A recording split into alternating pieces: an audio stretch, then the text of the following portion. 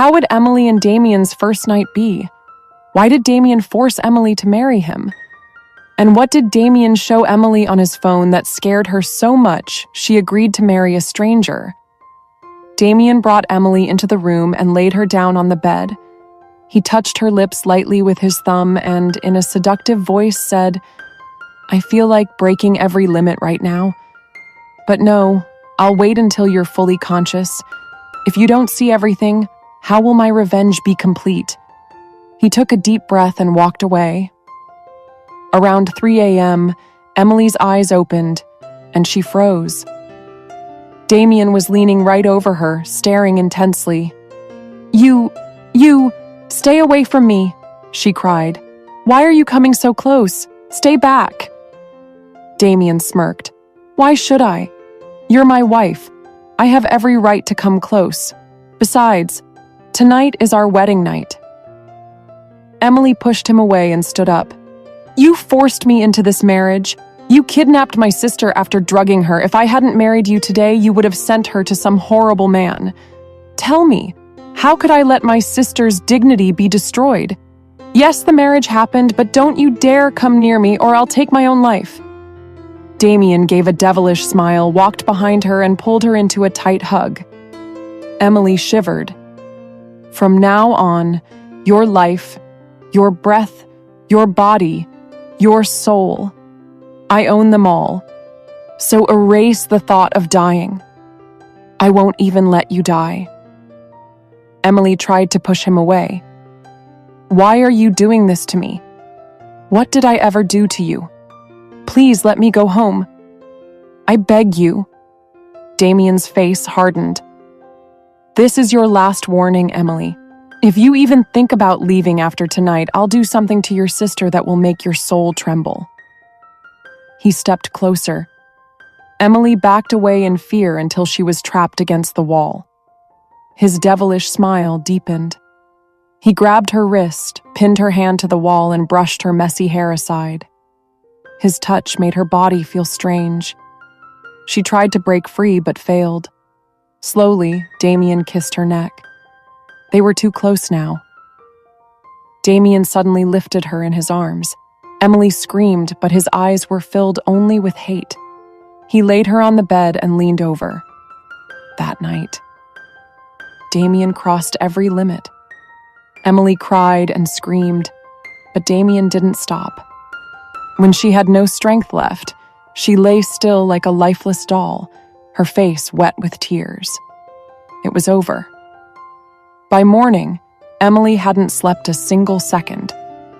Damien was sleeping peacefully with a victorious smile. She got up, went to the bathroom, sat in a corner, and cried loudly. "Why, God, what was my fault? Why did you send this devil into my life?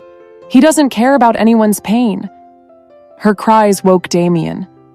"This is just the beginning of my hatred, Mrs. Emily Carter. What's coming next, you can't even imagine." He left the room, told the housemaid, "Ava, I trust you the most. Emily must not escape. Watch every breath she takes, feed her, and make sure she's ready for me tonight." "Don't worry, sir," the maid replied. "I won't let her move an inch." Damien went to his office. Emily cried for hours, then freshened up. What he did last night? I'll never forgive him, and I'll never let it happen again. I must escape, at any cost. She searched for a way out, but the mansion was like a golden cage, guarded from all sides. Still, avoiding the guards, she managed to slip outside. She ran down the empty road until she saw a car. "Please stop! Help me!" she shouted. The driver stopped. Emily jumped in, breathing hard.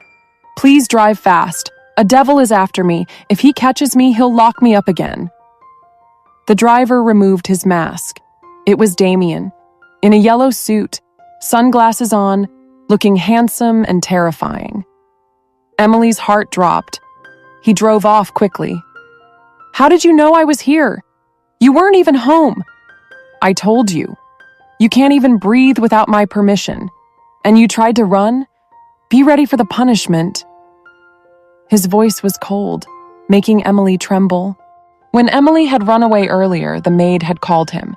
"Sir, Emily is trying to escape." "Let her. When hope breaks, the fun begins." The maid had made it easier for Emily to leave, and Damien had been waiting for her outside. Now they were back home. Damien was furious. Emily was terrified. He dragged her inside. "Please, let me go. What did I ever do to you?" He pushed her onto the bed. "I hate you, Emily, more than anyone in the world, and you'll suffer every day from my hatred. I'll give you so much pain that you'll beg me for death, but I won't give you that either." "But why? I don't even know you. Why are you punishing me?" she cried. "This is punishment time, not truth time," he said, leaning over her. Her voice was trapped under his. He suddenly stopped, his heart racing for no reason. He left her there, went to another room, and punched the wall. "Why, Damien? Why does her crying bother you? She's your enemy, only your wife by name. You married her to destroy her and her family. You can't go soft now. If you do, what happens to your revenge?" But something inside him was hurting. "Why does her pain feel like mine?" he screamed. Emily was sobbing in the other room. "You're a monster, Damien. I know there's a big reason behind your hate, and I know it hurts you more than me. But I will never forgive you. Never." What was Damien's past? Why was he in so much pain? Would this hatred ever turn into love? And what will happen when the truth comes out? Next part uploads soon. Wait,